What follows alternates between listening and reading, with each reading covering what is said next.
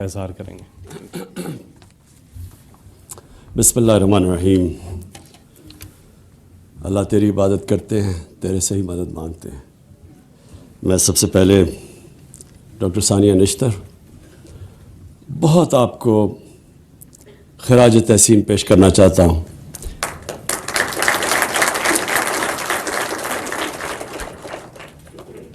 جس جذبے سے، جس محنت سے آپ نے سارے احساس کے پروگرامز کو ڈیولپ کیا، یہ کبھی بھی صرف کوئی نوکری پیشہ انسان نہیں کر سکتا۔ یہ وہ انسان کر سکتا ہے جس میں انسانیت کا درد ہو اور جس میں اللہ کے اوپر ایمان رکھنے والا انسان ہو، کیونکہ اللہ نے انسان کو جو اللہ کو سب سے زیادہ چیز پسند ہے وہ یہ کہ وہ جو انسان انسانیت کے لیے کیا کرتا ہے۔ ہمارا جو سارا آخرت میں جو فیصلہ ہوگا کہ ہمیں اللہ کدھر بھیجے گا، جو مالک یوم الدین ہے، جو انسان کا فیصلہ کرے گا، وہ صرف ایک چیز پہ اور چیزوں پہ بھی کرے گا، لیکن سب سے زیادہ وہ یہ ہوگا کہ آپ کو جتنا اللہ نے دیا تھا اس سے آپ نے انسانیت کے لیے کیا کیا۔ تو ثانیہ، یہ آپ کو بہت بڑا کریڈٹ جاتا ہے جس محنت سے آپ نے اور آپ کی ساری ٹیم نے، میں نے دیکھا کہ آپ کی ٹیم میں بھی وہی جذبہ تھا کہ ہم نے یہ ایک بہت بڑا پاکستان کی تاریخ میں پروگرام لے کے آئے ہیں، اور یہ ہمارا وہ جو روڈ میپ ہے ہمارا مدینہ کی ریاست کی طرف، اس راستے پہ ہم چل رہے ہیں۔ یاد رکھیں، ہم جب نماز پڑھتے ہیں ہم صرف ایک چیز اللہ سے مانگتے ہیں کہ اللہ ان کے راستے پہ لگا جن کو تو نے نعمتیں بخشی۔ ہم اس راستے پہ لگتے ہیں، کامیابی تو اللہ دیتا ہے، راستے پہ ہم لگتے ہیں، یعنی کہ ہم اپنے معاشرے کے اندر ایک انسانیت کا نظام لے کے آتے ہیں۔ انسانیت کا نظام کا مطلب کہ وہ طبقہ جو پیچھے رہ گیا ہے، یہ ریاست کی ذمہ داری ہے کہ ہم کیسے ان کو اوپر لے کے آتے ہیں۔ یہ مدینہ کی ریاست میں ہمارے نبی صلی اللہ علیہ وسلم نے کیا تھا کہ انہوں نے، جب پیسے بھی نہیں تھے، وہاں غربت بھی تھی، لیکن انہوں نے پہلے سے فیصلہ کر لیا تھا کہ جو بھی بیت المال میں پیسہ آئے گا وہ حکومت کے خرچے پورے کر کے وہ سارے نچلے طبقے کو اوپر لانے کے لیے پیسہ خرچ ہوگا۔ اور پھر دنیا کی تاریخ اس چیز کی گواہ ہے کہ وہ پھر ایک ریاست اس کے اوپر جو کھڑی ہوئی، کئی 100 سالوں تک انہوں نے دنیا کی امامت کی۔ تو ہم اگر پاکستان وہ اتنا بڑا خواب تھا ادھر نہ پہنچ سکے، تو اس کی سب سے بڑی وجہ یہ تھی کہ ہم اس سفر پہ نہیں نکلے جس کے اوپر اللہ کا حکم ہے کہ مدینہ کی ریاست کا مطلب یہ کہ ایک تو قانون کی بالادستی، وہ بھی ایک بہت بڑی جنگ ہے مافیاز کے خلاف، ان کو قانون کے نیچے لانے کی، اور دوسرا کہ کیسے آپ نے اپنے نیچے طبقے کو اوپر اٹھانا ہے۔ اب احساس کے اندر سب سے پہلے کہ جو سب سے مجبور لوگ ہیں ان کو ہم نے پیسے پہنچانے تھے، اور ہم نے تب پیسے پہنچائے جب کرونا کی وبا دنیا میں تباہی لے کے آئی ہوئی تھی، کیونکہ لاک ڈاؤنز لگائے۔ لاک ڈاؤن کا مطلب یہ کہ سارا کاروبار بند ہو گیا۔ جب کاروبار بند ہوا تو سب سے زیادہ تکلیف کس کو ہوئی؟ سارے دنیا میں غریب طبقے کو، پاکستان میں نہیں، امریکہ جیسے جگہ پہ بھی جو امیر ترین دنیا کا ملک ہے، وہاں بھی سب سے زیادہ تکلیف غریبوں کو ہوئی، دیہڑی دار کو، جو پیسے محنت کرتا تھا، پیسے کماتا تھا دن میں، اور اپنے بچوں کو پیسے پیٹ پالتا تھا، وہ سارا جب ایک دم لاک ڈاؤن ہوا تو وہ تو بیچارے ایک دم ان کے پاس تو پیسہ ہی نہیں تھا اپنے بچوں کو کھلانے کے لیے۔ تو تب ہم نے یہ جو احساس کا جو ڈسٹریبیوشن کی، بالکل ٹھیک کہا گیا، یہ فیصل نے بھی بتایا کہ ورلڈ بینک نے ایکنالج کیا کہ پاکستان وہ ملک ہے جس کا جو پروگرام احساس کا تھا وہ دنیا میں ٹاپ یا 3 یا 4 پروگرامز کے اندر مانا گیا۔ تو اس میں آپ کو بہت پھر سے میں خراج تحسین پیش کرتا ہوں۔ تو اب سب سے پہلے ہم نے وہ ان کو پیسے پہنچائے، جس سے جب اکانومسٹ کی سروے تھی نارمل سی انڈیکس، مطلب یہ کہ کون سا ملک سب سے پہلے اس نے اپنے معیشت کو بھی سنبھال لیا اور اپنے لوگوں کو کرونا کی وبا سے بھی بچا لیا، اس ٹاپ 3 ملکوں میں پاکستان تھا، اور اس کی ایک وجہ آپ کا احساس کا پروگرام تھا۔ دوسری چیز کہ دیکھیں، ہم 98% احساس کا پروگرام عورتوں کے ہاتھ میں جاتا ہے، پیسہ جاتا ہے ان کے ہاتھ میں۔ یہ کیوں ضروری ہے؟ میں یہاں کئی دفعہ سنتا ہوں کہ جی خواتین کے حقوق اور خواتین کے حقوق کی بڑی باتیں سنتا ہوں، لیکن جب تک ہم اپنی خواتین کو، بچیوں کو پڑھائیں گے نہیں، جب تک گھر میں جو ماں ہے اس کے ہاتھ میں پیسہ نہیں دیں گے تاکہ وہ بچوں کو بھی پال سکے، وہ پھر پڑھا بھی سکے، تو ملک تو آگے نہیں بڑھ سکتا، نہ خواتین کے کوئی حقوق آ سکتے ہیں۔ تعلیم سب سے زیادہ ضروری چیز ہے۔ جب آپ عورت کو تعلیم دے دیتے ہیں، وہ اپنا سارا خاندان اٹھا لیتی ہے، وہ ان کی صحت کا بھی دھیان سکتی ہے، ان کو پڑھا بھی سکتی ہے گھر پہ۔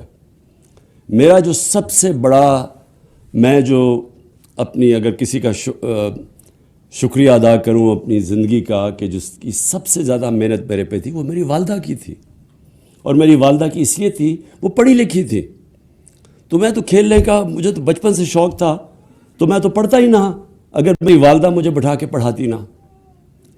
تو جب ایک ماں پڑھی لکھی ہوتی ہے، وہ سارا اپنے گھر کو اٹھا دیتی ہے۔ تو اس لیے یہ جو ہمارا 98% پیسہ ہے احساس کا، یہ ہم نے عورتوں کے ہاتھ میں دیا ہے۔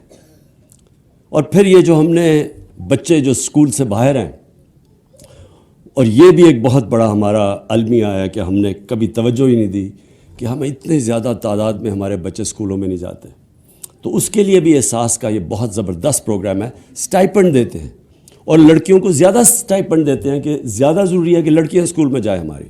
پھر اسکالرشپس میں بھی اکثریت لڑکیوں کی ہے، اسکالرشپس جو ان کو ملتی ہے، کیونکہ ہم سب کو احساس ہے کہ جب تک ہم اپنی خواتین میں انویسٹ نہیں کریں گے، یہ ملک اوپر نہیں آ سکتا۔ تو یہ بھی ایک یہ ہمارا دوسرا۔ اور پھر تیسرا سٹنٹنگ میں پھر سے جن لوگوں کو نہیں پتا کہ جب ایک بچے کو پہلے اپنی زندگی کے 3 سال میں خوراک پوری نہیں ملتی، اس کا نہ قد پورا پہنچتا ہے اور نہ اس کی جو برین ہے وہ پوری طرح بڑی ہوتی ہے۔ یہ اتنا بڑا ظلم ہے کہ ایک بچے کو آپ پہلے سے زندگی کی ریس میں پیچھے چھوڑ دیں، صرف اس لیے کہ ہم اس کو خوراک نہیں پوری دے سکتے، اور یہ کبھی کسی نے اس کے اوپر توجہ نہیں دی۔ ابھی بھی ہمارا یہ پروگرام اب پہلے پائلٹ پروجیکٹ کیا گیا، اور اب ہر ڈسٹرکٹ کے اندر یہ شروع ہوگا۔ اس کے اندر پیسہ بڑا چاہیے۔ ہم انشاءاللہ، میں آپ کو سب کو، یہ میری اپنی قوم سے وعدہ ہے کہ جیسے جیسے آپ ہمیں ٹیکس دیتے رہیں گے، اور ہماری ٹیکس بڑھتا جا رہا ہے، اللہ کا شکر ہے، ریکارڈ ٹیکس ہے پاکستان میں اس وقت۔ یہ ٹیکس نہ ہوتا تو نہ میں تیل اور ڈیزل اور بجلی میں چھوٹ نہ دے سکتا لوگوں کو، جو ہم نے 10 روپے تیل اور ڈیزل کم کیے، اور ہم نے جو بجلی 5 روپے یونٹ کم کیا ہے، یہ صرف اس لیے کہ ہمارا ٹیکس کلیکشن بڑھی ہے۔ تو جس طرح مدینہ کی ریاست میں جب بھی پیسہ آتا تھا بیت المال میں، تو وہ اسٹیٹ کی ضروریات پوری کر کے وہ سارا نچلے طبقے پہ چلا جاتا تھا۔ یہ وہ ماڈل تھا۔ ہماری بھی پوری کوشش ہوگی کہ جیسے جیسے ہمارا ٹیکس بڑھے، پورا زور لگے گا کہ ہم نچلے طبقے کو اوپر لے کے جائیں، جس میں یہ دونوں چیزیں ہیں۔ یہ سٹنٹنگ کے اوپر بھی اور یہ سب سے ضروری یہ ہے کہ ہم بچوں کو، ماں کو پوری خوراک ملے، بچے کو خوراک ملے، تاکہ وہ زندگی کی ریس میں پیچھے نہ رہ جائے سٹنٹنگ کی وجہ سے۔ اور یہ ساری ڈسٹرکٹس میں جائے گا، اور پھر جیسے جیسے پیسہ آتا جائے اس کے اوپر ہم اور پیسہ خرچ کریں گے۔ اور پھر یہ جو آج اصل میں ہماری پوری تیاری سے اب لانچ کر رہے ہیں احساس راشن، وہ اس لیے کہ دنیا میں مہنگائی کی لہر آ گئی ہے۔ یہ میں آپ سب کو یہ سمجھانا چاہتا ہوں کہ یہ صرف پاکستان میں اتنی مہنگائی نہیں ہے، پاکستان بلکہ دنیا میں ابھی بھی سستا ترین ملک ہے۔ ہماری جو آج ڈیزل اور پٹرول ہے وہ دبئی سے، یو اے ای سے سستا بک رہا ہے، ان کا اپنا زمین سے تیل نکلتا ہے، اس سے سستا آج ہم پاکستان میں ڈیزل اور پٹرول دے رہے ہیں۔ سارے بر صغیر میں سب سے سستا ہے، تاکہ لوگوں کے اوپر بوجھ نہ پڑے، کیونکہ جب ڈیزل اور پٹرول مہنگا ہوتا ہے، ٹرانسپورٹ مہنگی ہوتی ہے، اس سے ساری چیزیں مہنگی ہو جاتی ہیں۔ تو ہم نے وہ مہنگائی روکنے کے لیے یہ بہت بڑی سبسڈی دی ہے۔ اور اب یہ جو احساس راشن ہے ہمارا، اس کا مقصد ہی صرف یہ ہے کہ 2 کروڑ خاندان کو ہم یہ دیں گے کہ اساس راشن سے وہ کریانہ سٹور میں جا کے، یوٹیلیٹی سٹورز پہ جا کے 30% آٹا، گھی اور دالوں کے اوپر وہ ڈسکاؤنٹ لے لیں، یعنی 30% کم پہ ان کو ملیں گی اگر وہ یہ ہماری اساس راشن کے اندر رجسٹرڈ ہیں، جو کہ 2 کروڑ خاندان ہیں۔ یہ بھی مقصد یہ ہے کہ لوگوں کے اوپر یہ جو بوجھ مہنگائی کا ہے وہ لوگوں کے اوپر ہم کم کریں۔ اور پھر میں وعدہ کرتا ہوں کہ انشاءاللہ جیسے ہی ہمارے پاس ٹیکس بڑھتی جائے گی، ہماری پوری کوشش ہوگی کہ ہم اور مدد کریں اس طبقے کی جو اس وقت مہنگائی کی لپیٹ میں ہے۔ اور پھر جو ہمارا ہیلتھ کارڈ ہے، یہ اتنا بڑا پروجیکٹ کہ ہر خاندان کو، اور یہ جو صوبے تحریک انصاف کے ساتھ ہے، سوائے سندھ میں ہر خاندان کو انشاءاللہ اس مہینے کے آخر تک ہر پاکستان کے خاندان کو ہیلتھ کارڈ ملے گا، جو کہ 10 لاکھ روپے کی ہیلتھ انشورنس ہے۔ یہ اس لیے ضروری ہے کہ ہمارے غریب گھرانوں کے اندر کئی دفعہ بیماری ہوتی ہے، بچے بیمار یا ماں باپ بیمار، تو صرف اس لیے علاج نہیں کروا سکتے کہ گھر میں پیسہ نہیں ہے۔ اب اس سے یہ جو ہمارا ہیلتھ کارڈ ہے، یہ کسی بھی ہسپتال میں جا کے ایک پاکستان کا غریب خاندان اپنا علاج کروا سکتا ہے۔ اس کا مطلب کہ پرائیویٹ ہاسپٹلز میں جا سکتے ہیں، جہاں آج تک ایک غریب گھرانے میں کوئی سوچ بھی نہیں سکتا کہ پرائیویٹ ہاسپٹل میں جائے۔ مجھے ڈاکٹرز ہاسپٹل کے کوئی مہینہ پہلے ڈاکٹرز ہاسپٹل کے چیف ایگزیکٹو نے ٹیلی فون کیا اور کہا مبارک کو پہلی دفعہ ہیلتھ کارڈ کے اوپر ہارٹ ٹرانسپلانٹ کیا ہم نے ڈاکٹرز ہاسپٹل میں، پرائیویٹ ہاسپٹل میں۔ تو انشاءاللہ یہ ہمارا سب سے بڑا انیشیٹو ہے، اور یہ آپ کو، کیونکہ میں تو ساری دنیا پھرا ہوں، آپ کو حیرت ہوگی کہ یہ پیسے والے ملکوں کے اندر بھی یونیورسل ہیلتھ کوریج نہیں ملتی۔